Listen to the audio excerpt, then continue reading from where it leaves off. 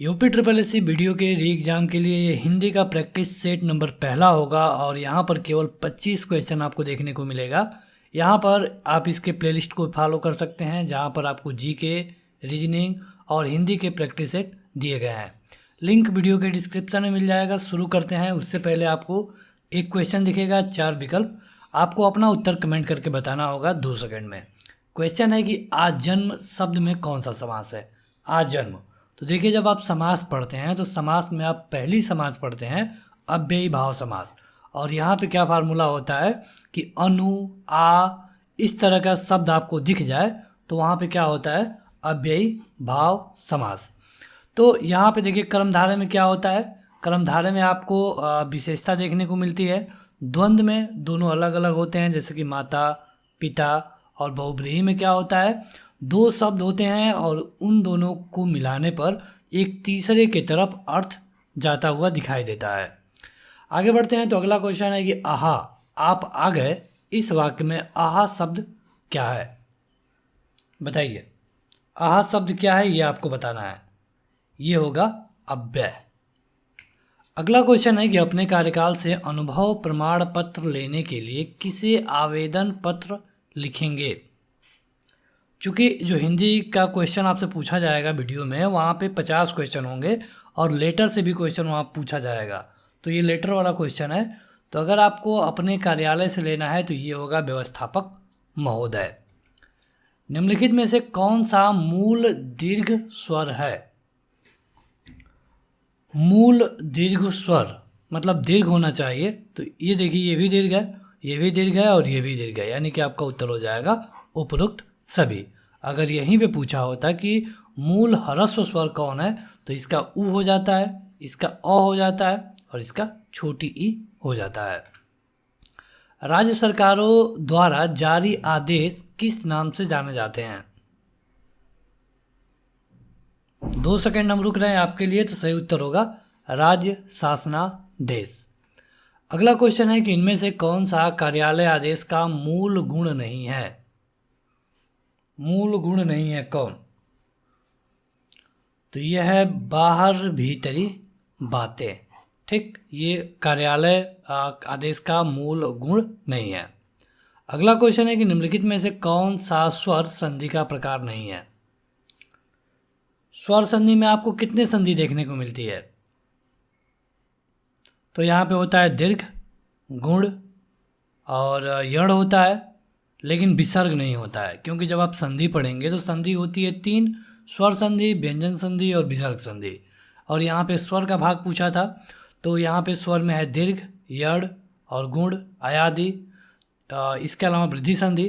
तो क्या आप बता सकते हैं कि स्वर संधि कितने प्रकार की होती है? ये आपके लिए क्वेश्चन होगा, कमेंट करके बताइएगा। वैसे हमने अभी बताया था, अगर आप उन सबको ऐड कर पाएँ तो। दिगंबर का सही संधि विच्छेद आपको बताना है। दिगंबर का तो ये होता है दिक् धन अंबर। अब चलिए एक संधि विच्छेद हम बता रहे हैं, आपको ये बताना होगा कि स्वर संधि में कौन सी संधि है। यह है महाधन ऋषि, महर्षि। ठीक है, महाधन ऋषि बराबर होता है महर्षि। ये क्वेश्चन पीईटी 2022 में पूछा गया था। आप बताइए कि स्वर संधि में ये कौन सी संधि है? महर्षि में स्वर संधि में आने वाली कौन सी संधि होगी, ये आप कमेंट करके बताइएगा। अगला है कि निम्नलिखित में से शुद्ध वर्तनी वाला शब्द कौन सा है? शुद्ध। प्रदर्शनी लिखने की कोशिश की गई है, बताइए कौन सही है? तो ये गलत है, ये सही हो सकता है, ये गलत है, ये गलत है, यानी कि यही सही है, प्रदर्शनी। अब इस तरह आपसे क्वेश्चन पूछा जाता है जहाँ पर एक ही चीज़ कई तरह से लिखी होती है, कौन सही है वो आपको बताना पड़ता है। अधोलिखित शब्दों में किस शब्द में तत्पुरुष समास है? तत्पुरुष। तत्पुरुष समास जब आप पढ़ते हैं तो वहाँ पे तत्पुरुष में कई भाग आपको देखने को मिलता है। तो यहाँ पे होगा पराधीन, पर के अधीन, मतलब कि पराधीन। तो यहाँ पे होगा तत्पुरुष। अगला क्वेश्चन है कि अलंकार में किस उपसर्ग का प्रयोग हुआ है? जो अलंकार है इसमें उपसर्ग कौन है? देखिए, उपसर्ग मतलब कि आगे लगते हैं, ठीक है, और प्रत्यय मतलब कि पीछे लगते हैं। तो अलंकार में पूछा गया है तो ये हो जाएगा अलम। अलम होता है इसमें उपसर्ग। इन नामों में से एक की वर्तनी अशुद्ध है। मतलब यहाँ पे आपको इस तरह क्वेश्चन बहुत कम दिखता है, आपको वैसा क्वेश्चन ज़्यादा दिखेगा जहाँ पर एक ही शब्द लिखा होता है कई तरीके से। लेकिन अगर इस तरह क्वेश्चन पूछ देगा जिसमें कौशल्या, मैथिली शरणगुप्त, मेघनाथ, राहुल सांस्कृतायन, तो यहाँ पर आपको बताना है कि कौन गलत है। तो यहाँ पे सही उत्तर होगा राहुल सांस्कृतायन, ये गलत है। ठीक है, इसके अलावा बाकी सही है। अब सवाल आता है कि अगर राहुल सांकृत्यायन गलत है तो इसका सही क्या होगा। तो देखिए राहुल तो सही है, इसमें कोई दिक्कत वाली बात नहीं है, लेकिन इसमें जो गलत है ये है आधा सौ, ये नहीं होना चाहिए। ठीक है, राहुल सांकृत्यायन होना चाहिए। तो ये आपको जानना पड़ेगा। इस तरह के क्वेश्चन और भी आपसे पूछे जा सकते हैं। निम्नलिखित में से कौन सा शब्द तत्सम रूप में है। तद्भव तत्सम आप पढ़े ही होंगे। तो यहाँ पूछा गया है कि कौन तत्सम रूप में है। अब देखिए तद्भव मतलब क्या होता है, जो कि उत्पत्ति हुई है जिनकी संस्कृत से, और तत्सम मतलब कि ऐसा शब्द जिनको संस्कृत से ही ले लिया गया है, थोड़ा बहुत चेंज करके। तो यहाँ पे अगर आप देखेंगे तत्सम पूछा है तो ये हो जाएगा अंधकार, और इसका तद्भव क्या होगा, तो अंधेरा हो सकता है। तो यहाँ पे आपका पहला ऑप्शन सही होगा। अगर अभी तक आपने इस वीडियो को लाइक नहीं किया है तो ज़रूर लाइक कर दें, और प्लेलिस्ट चेक करिए, वहाँ पे आपको जो वीडियो री एग्ज़ाम होने वाला है उसके लिए आपको इस तरह के प्रैक्टिस सेट मिल जाएंगे, जहाँ पे 25-25 क्वेश्चन आपको देखने को मिलेगा। और 25 क्वेश्चन इसलिए क्योंकि आप में से कई सारे लोगों के कमेंट थे कि 25-25 क्वेश्चन लाया जाए, ताकि वीडियो कम समय में ख़त्म हो जाएगी। आप केवल 5 मिनट दे करके एक प्रैक्टिस सेट को कवर कर सकते हैं। अगला क्वेश्चन है कि रचना या बनावट के आधार पर शब्द का भेद कौन है, इनमें से बताइए। देखिए रचना या फिर बनावट के आधार पर जो शब्द के भेद होते हैं उसमें होता है रूढ़ शब्द, यौगिक शब्द और योग रूढ़ शब्द, ये तीनों होते हैं। ठीक है, यानी कि आपका उत्तर हो जाएगा उपरोक्त सभी। अगला क्वेश्चन है कि प्रागैतिहासिक में किस उपसर्ग का प्रयोग हुआ है। उपसर्ग मतलब कि कौन सा इसमें से है वर्ड, अक्षर जो कि पहले जोड़ा गया है शब्द। तो यहाँ पे आपको प्राग दिख रहा है, लेकिन ग नहीं होता है, ये होता है प्राक। ठीक है, यानी कि आपका ऑप्शन नंबर पहला सही होगा। अगला क्वेश्चन है कि निम्नलिखित में से कंगन का तत्सम रूप कौन है। कंगन का तत्सम मतलब कि संस्कृत के जैसा, तो ये होता है कंकड़, कंकड़। अगला क्वेश्चन है कि 25 रुपए दीजिए, इसमें कौन सा विशेषण है आपको बताना है। 25 रुपए दीजिए, तो यहाँ पे क्या है, एक निश्चित संख्या है। ठीक है, यानी कि हो जाएगा निश्चित संख्या वाचक।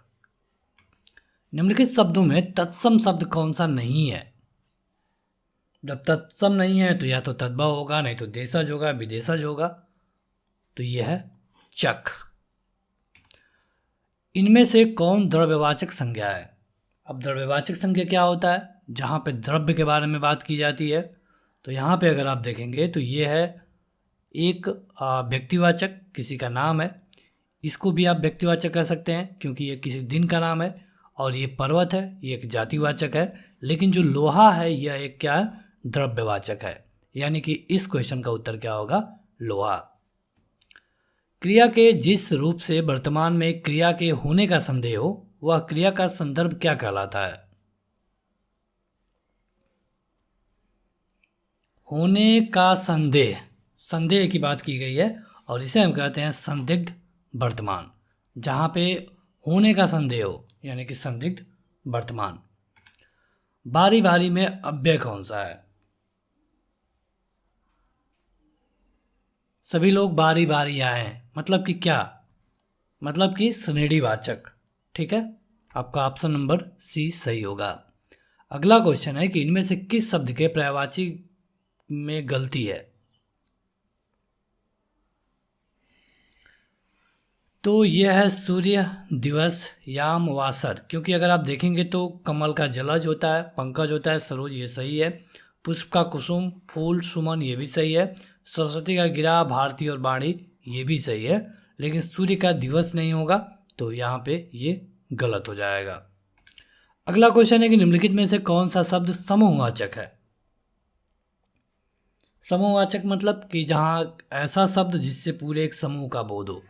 तो यहाँ पे है कक्षा, मतलब कि जब हम कक्षा कहेंगे तो जाहिर सी बात है कि एक लड़का होगा उसमें, तो उसको कक्षा नहीं कहेंगे। कक्षा मतलब कि अधिक से लड़के। अगला क्वेश्चन है कि मैं अपने आप वस्त्र साफ कर लेता हूँ, इस वाक्य में कौन सा सर्वनाम है? अपने आप। यहाँ पर आपको देखना है, अगर आप हिंदी में आपको कहीं पर भी कोई दिक्कत है तो आप हमारे हिंदी ग्रामर की वीडियो देख सकते हैं। वहाँ पे आपको वीडियो के रिलेटेड या फिर यूपी ट्रिपल एससी परीक्षा के रिलेटेड सारे सवालों का जवाब मिल जाएगा। तो जहाँ पर आपको अपने आप मिल जाए, यानी कि ये सही उत्तर होगा निजवाचक। अगला क्वेश्चन और इस वीडियो का अंतिम, इसलिए अगर अभी तक आपने लाइक नहीं किया है तो लाइक कर दीजिए और बताइए कि आपने 25 में से कितना क्वेश्चन सही किया है। उद्दत का विलोम आपको बताना है। उद्दत, उद्दत का विलोम होता है, विलोम मतलब कि उल्टा, यानी कि ये होता है विनीत। तो फिलहाल इस वीडियो में इतना ही। इसी तरह की अपडेट के लिए वीडियो को लाइक और चैनल को सब्सक्राइब करें। Thank you.